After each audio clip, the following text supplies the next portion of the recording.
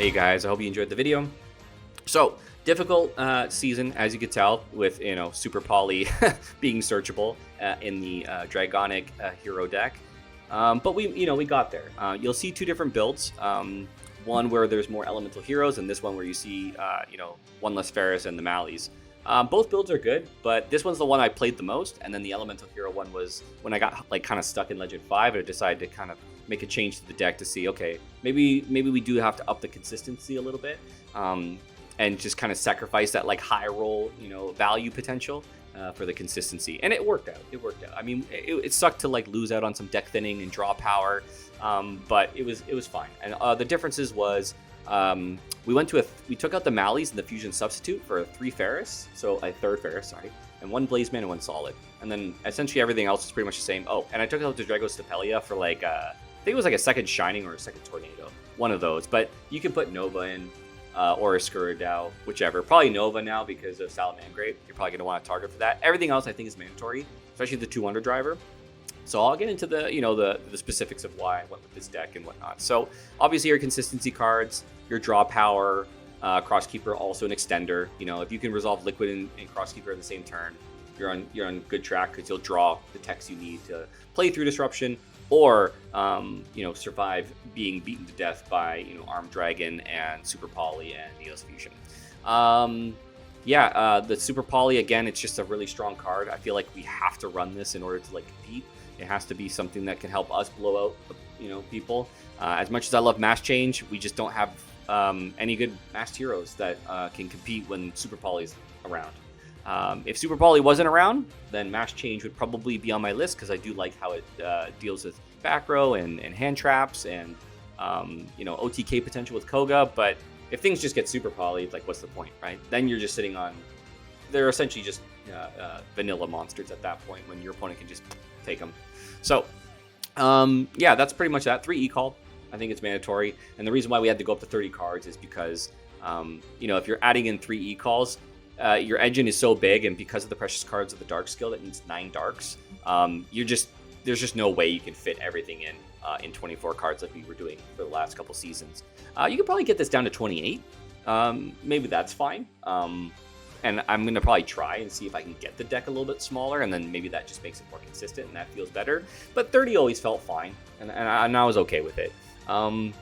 The 3 MSTs were a great suggestion from someone in the chat while I was streaming this, that, you know, we should probably consider this to snipe Super Poly.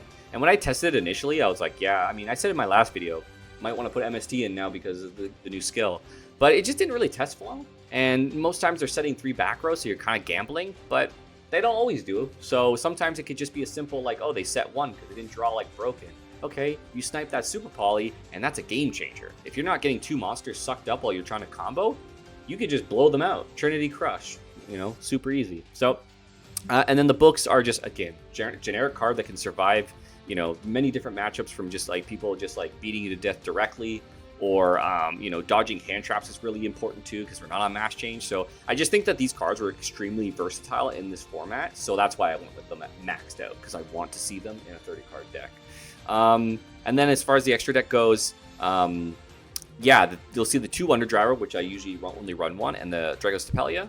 2 Wonder Driver. Now, it's for this specific scenario where, like, you survive, and then on the crackback, you want to make Wonder Driver with 2 monsters, and then you can use the Karibo that's in the graveyard that tributed itself last turn to, you know, kill something and survive, you know, help you survive.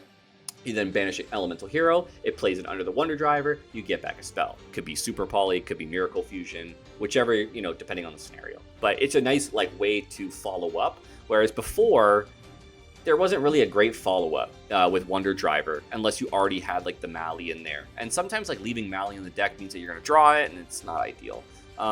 There were some turns, too, where I would just use the Mali to thin the deck initially. Sometimes I thought about leaving it in the deck as a comeback tool, but some, you know, again, I want my deck to be thinned out as much as possible so I get to Super Poly or MST or Book, right? So I was always using it as a deck thinner.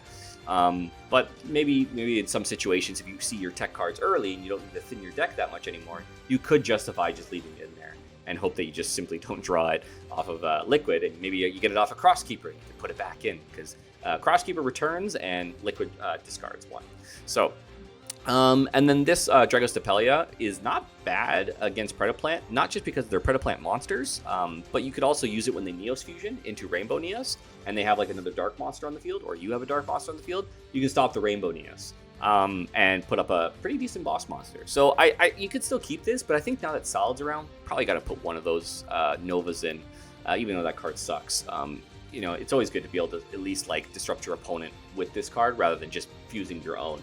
But yeah, I did like the second build a little bit more, you know, and I didn't really miss the Fusion Substitute or the Mali all that much. Yes, you miss out on like that one draw in the deck thinning. The value, you know, is a little bit less, but I think when you sacrifice the value for the consistency, sometimes it's better to just go for the consistency. So overall, like, I really liked both decks.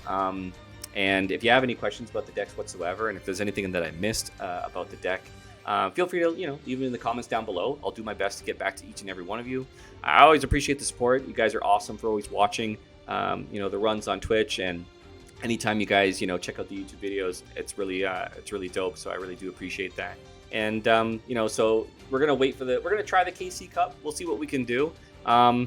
I don't want to play Dragonic Contact, but you know, it's probably one of those situations where if I want to play in the KC Cup and actually be competitive, I have to play a good deck. And I love this deck, and I think it's really good.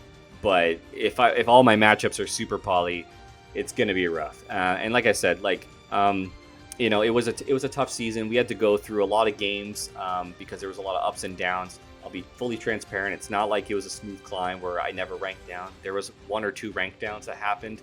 Unfortunately, just like, you know, bad luck.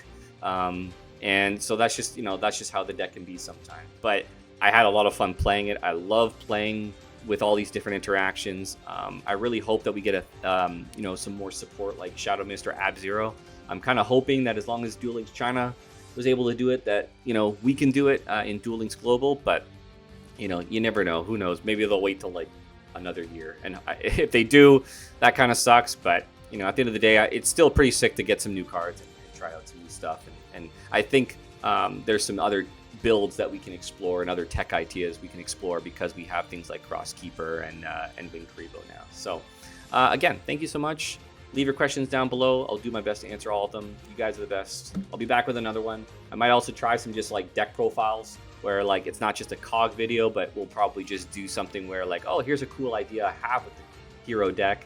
I'm not going to climb with it, but here's 5 wins in a row. Tell me what you think. You know, try it for yourself. Tell me if you like it or not.